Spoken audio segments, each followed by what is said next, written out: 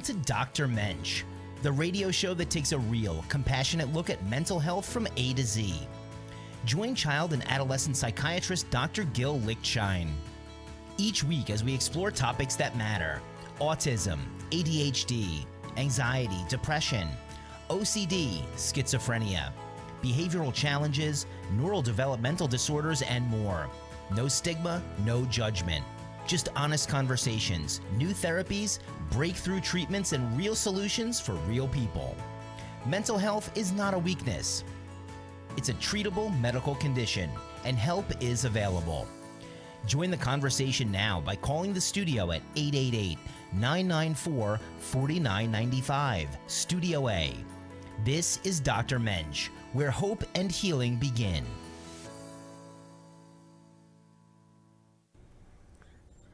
Good afternoon, everybody. This is Dr. Gil Lichtshein, aka Dr. Mensch, a board-certified child, adolescent, and adult psychiatrist. I'm located in Boca Raton. My office is at 7100 West Camino Real in Boca Raton. Phone number 561-300-4052. I hope everybody's had a good week. This week we get to celebrate our 250th birthday of the United States of America. And, this past it's going on about, 2.5 weeks with the World Cup. We've had millions and millions of, visitors from around the world: Europe, Asia, Australia, Far East, Africa. And it's been great because, you see on social media and these, visitors who just have fallen in love with the United States. Today I was listening to on the radio on Fox News a poll that came out. I don't know who conducted the poll, but they were saying that today only 33% of Americans feel patriotic and proud of their country, which is kind of sad. I know a lot of that is probably very politically driven, and that again, depending on what political persuasion you are, there's sides where really they kind of espouse a disdain for this country, but you have all these visitors who really are just in awe of the United States, of what it has to provide, the people, the beauty of this country, the luxuries. Even Bill Maher, on his show on HBO on Friday nights. I don't always agree with everything he says, but he's a very practical. I kind of look at him as like an old school Democrat, with and he even, in his monologue to end the show, was talking about the World Cup, and was talking about, millions of visitors, and really to say that, with this 4th of July coming up and a 250th birthday, and a lot of people are poo-pooing it, and a lot of it is because of political reasons, because of people, I'm going to say it, not liking President Donald Trump. And this has nothing to do with the president. This is celebrating this country. It doesn't matter who the leader is, and it shouldn't. But Bill Maher was saying, the Europeans, Asians, Africans, South Americans coming to this country, and like he showed a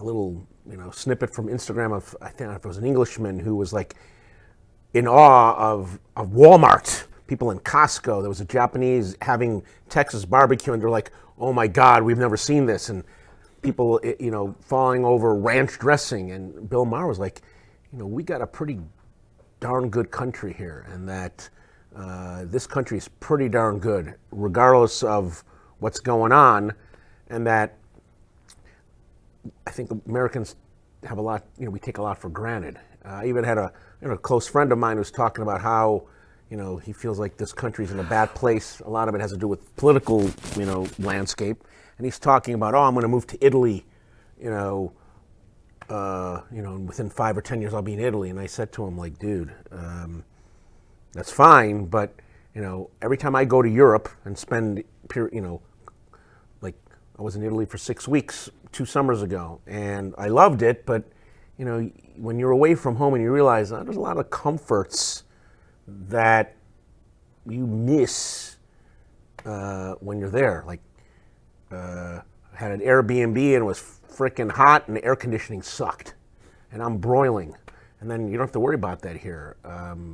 Toilet paper, toiletries, a lot of things that, they don't have Costco or Walmart in Italy. So there's a lot of things that, exist here that don't exist anywhere else. And I told my friend, like, okay, you enjoy being there for 2 weeks, 4 weeks, 6 weeks. When you go there to live there, it's a whole different story. And you're going to miss, what this country stands for if you do ever move there. So if anything, this World Cup has really given opportunity for the world, and even, to see like, okay, this country isn't as bad as maybe the media makes it seem like. That this is a pretty darn good place to live, and that we as Americans should be proud of this country and what it has provided us. And there's a reason why people want to come here. And the only people that talk about wanting to leave here, to me, I think are miscreants. They like, then get out. If you think it's, the grass isn't greener on the other side. And if you think it's bad here, every country has their own problems. So you might not like the political landscape here. Well, there might be some political or social issues in some other country that you may not like. So I think people who talk, badly about this country should think hard before they, just make these statements. And on that note, I have, Freddie Santori here as my frequent guest. The only thing I tell you is that the Meadowlands were using buses to bring in people from Penn Station to the games. And the Knicks were just winning their deal, and somehow a couple of buses got torched.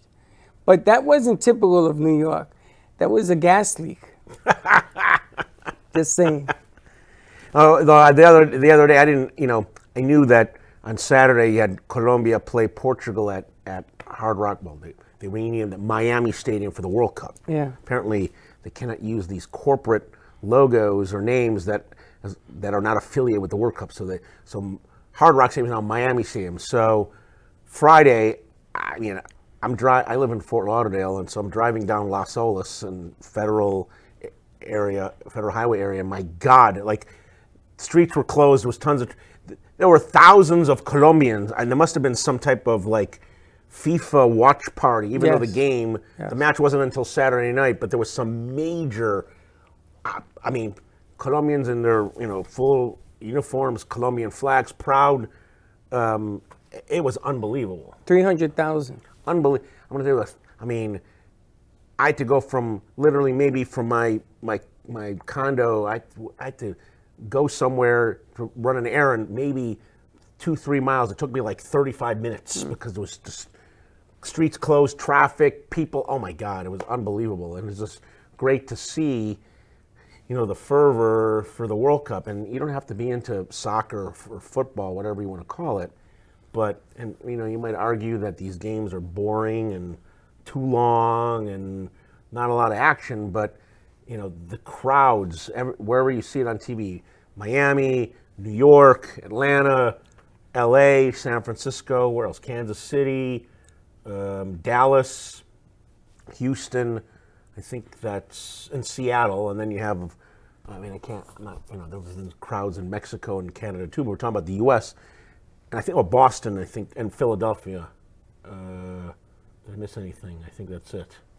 But like sold out crowds. But the watch parties are and tremendous. I know. And then I was watching on, all the Miami stations on Saturday, watching all these like on Brickell, downtown Miami, huge FIFA party of Colombians.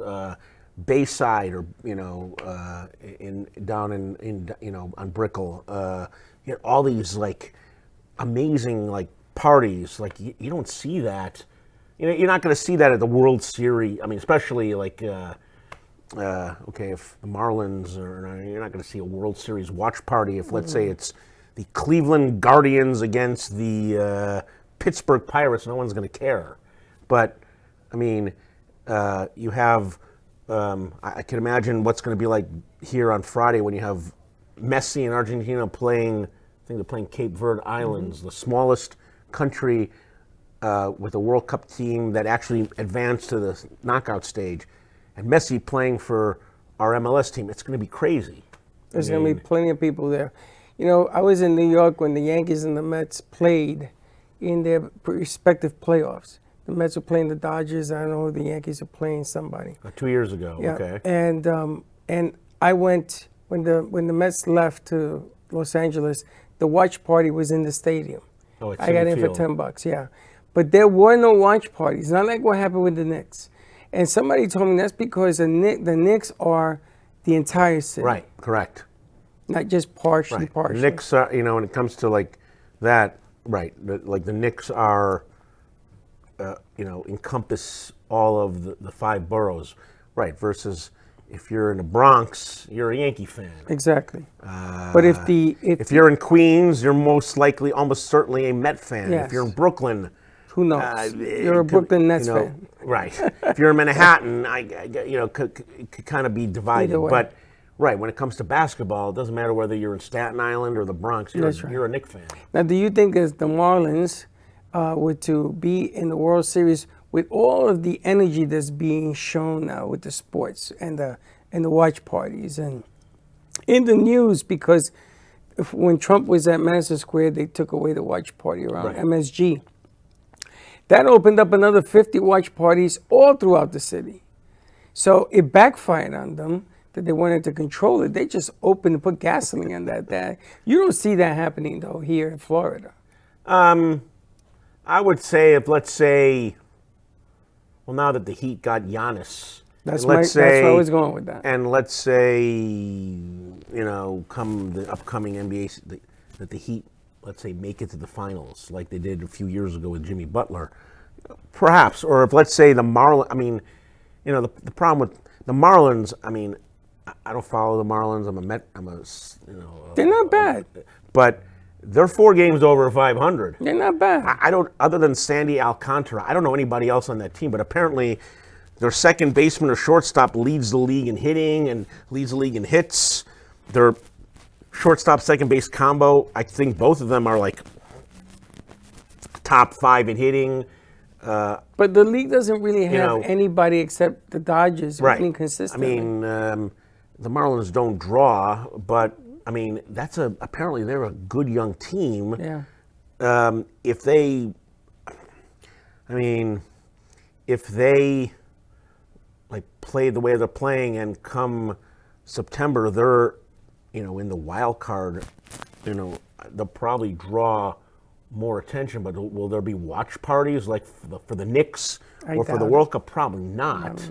But if, let's say, come early September, they're 10 games over, 15 games over 500, and they're like right in the thick or leading the wild card or maybe even contending for the division, yeah, there's probably going to be, you'll probably see on the news, certainly, you know, in the Miami-Fort Lauderdale market, there might be the top story, maybe even up here in Palm Beach, you'll see them as well, but there'll probably be more people going to the games than, you know, 10, maybe there'll be 30,000 as opposed to 10,000, but if the Marlins make it to the World Series, yeah, I could see that, you know, being like a top story, especially for a team that, you know, they're not supposed to be there. Not supposed to be there. Now, I wanted to ask you a question. The soccer ball that they're using.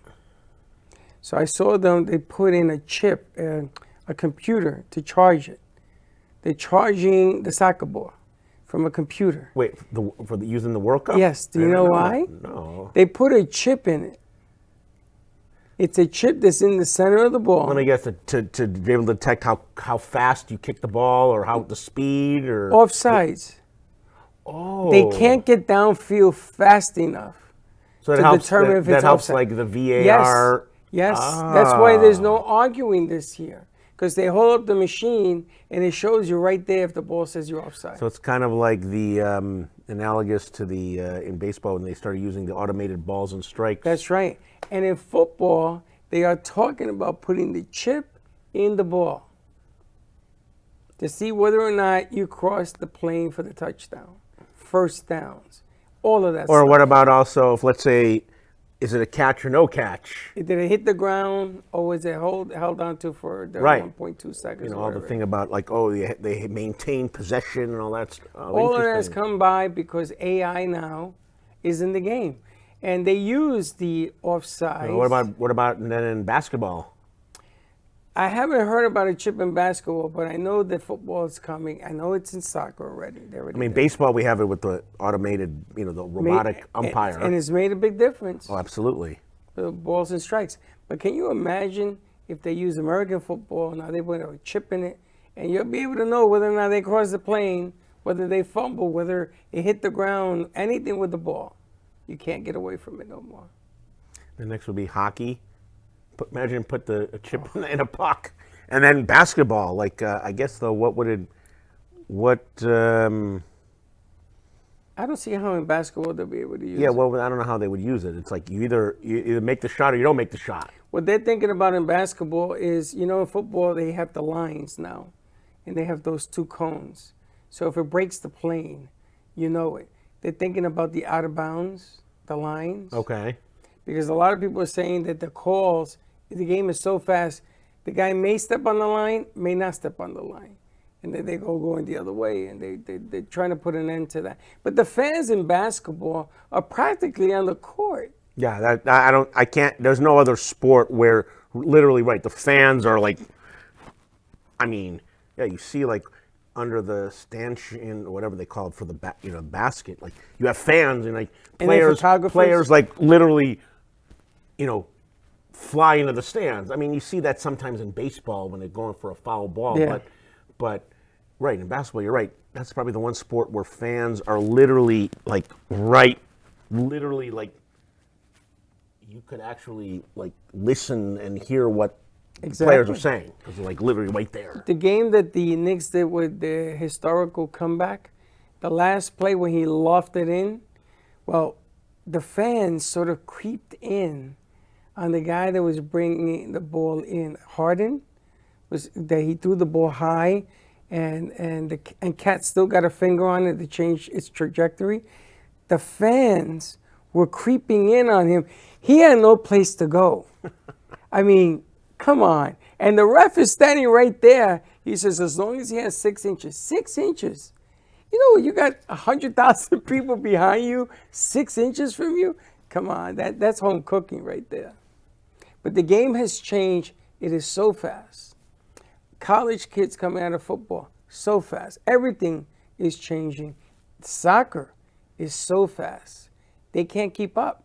So they put the chip in there so they can see whether or not the right call is being made on offsides. Strange. No, this way you don't have any, you don't want like a championship match or game to be decided by some sort of controversial 100%, call. 100%. And so, if it means taking a few minutes break to check to make sure the call's made, you do it. And on that note, talking about taking a break, we will take a brief commercial break.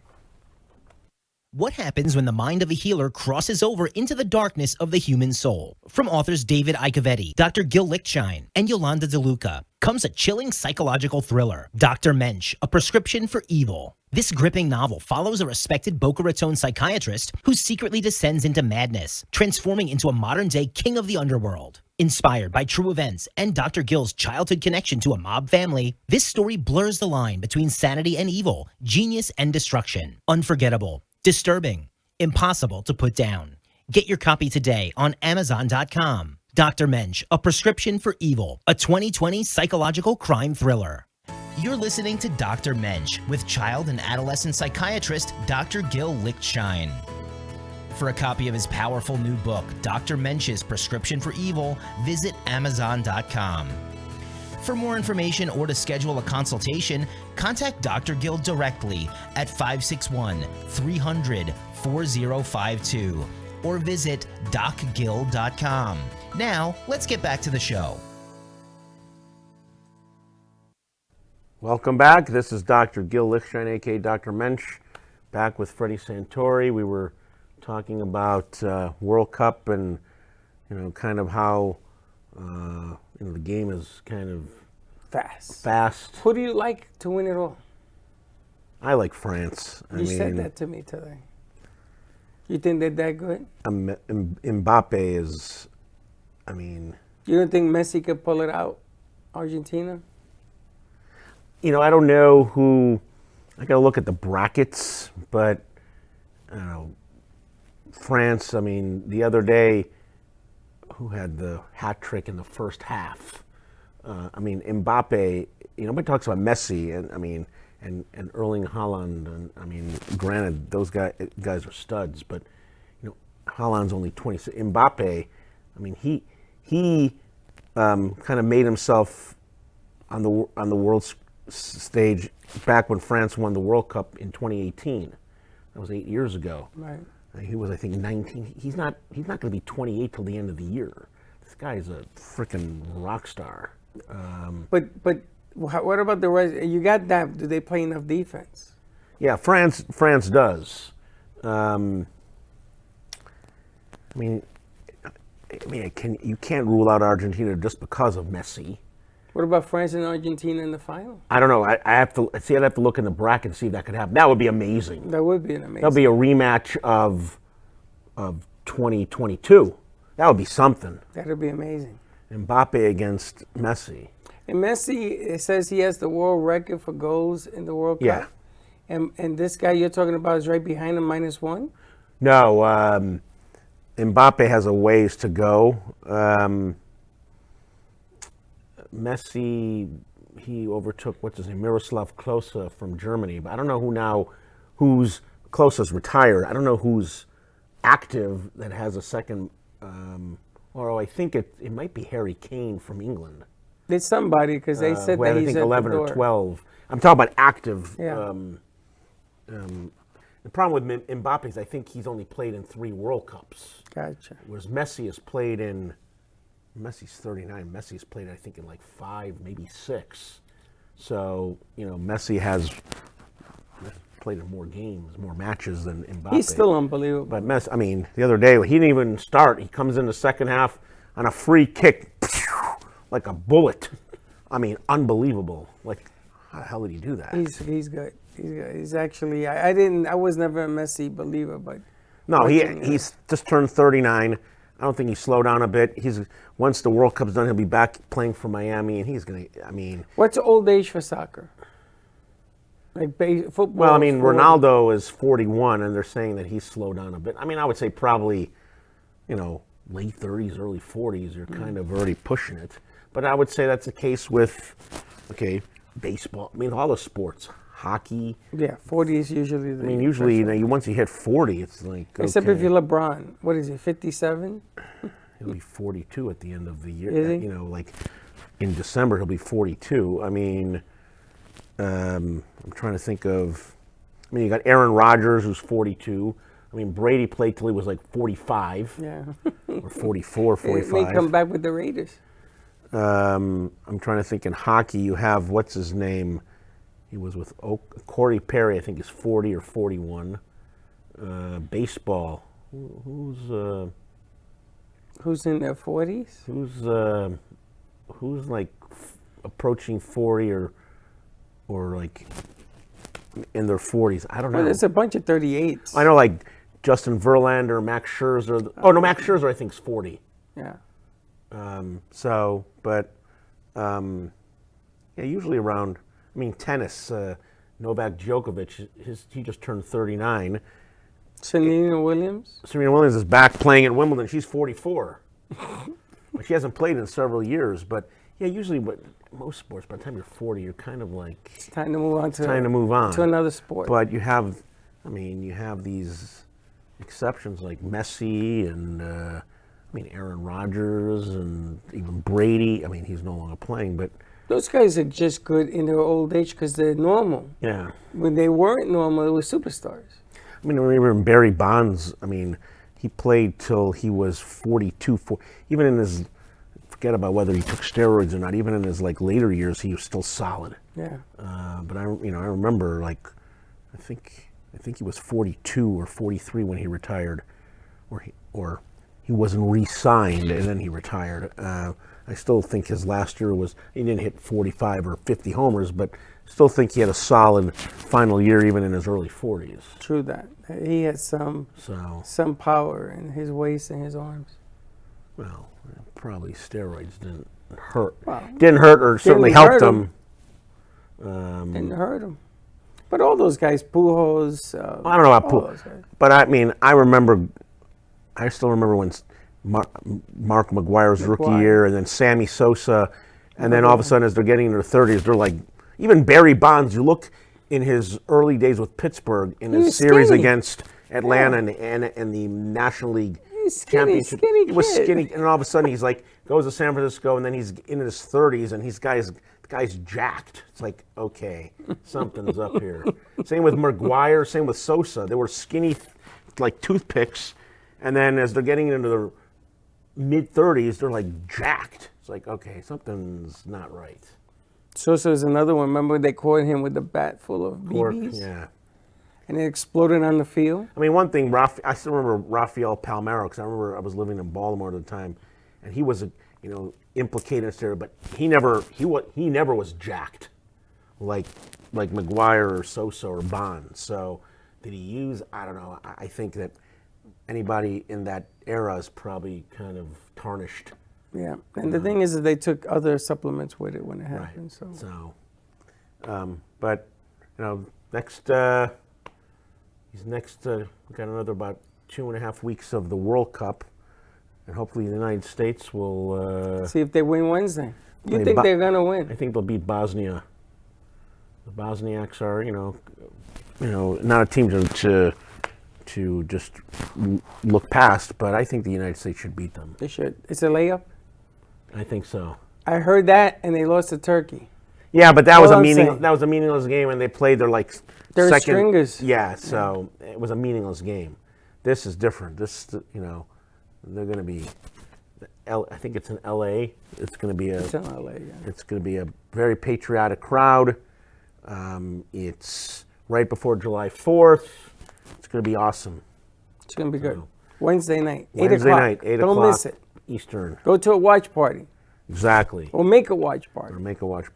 And on that note, this is Dr. Gil Lichtshein, a.k.a. Dr. Mensch, signing off for another episode, and wish everybody a good week and a happy 4th of July holiday. Take care. What happens when the mind of a healer crosses over into the darkness of the human soul? From authors David Icovetti, Dr. Gil Lichtshein, and Yolanda. Thank you for joining us for Dr. Mensch with Dr. Gil Lichtshein, helping you navigate the world of mental health with clarity and care. If you or someone you love needs support, you're not alone. Treatment works and recovery is possible. To schedule a consultation or discuss non-medication therapies, personalized treatment plans, or psychiatric care, contact Dr. Gil directly at 561-300-4052 or visit docgil.com. You can catch us each week on South Florida Oldies Radio and streaming across all social platforms. Until next time.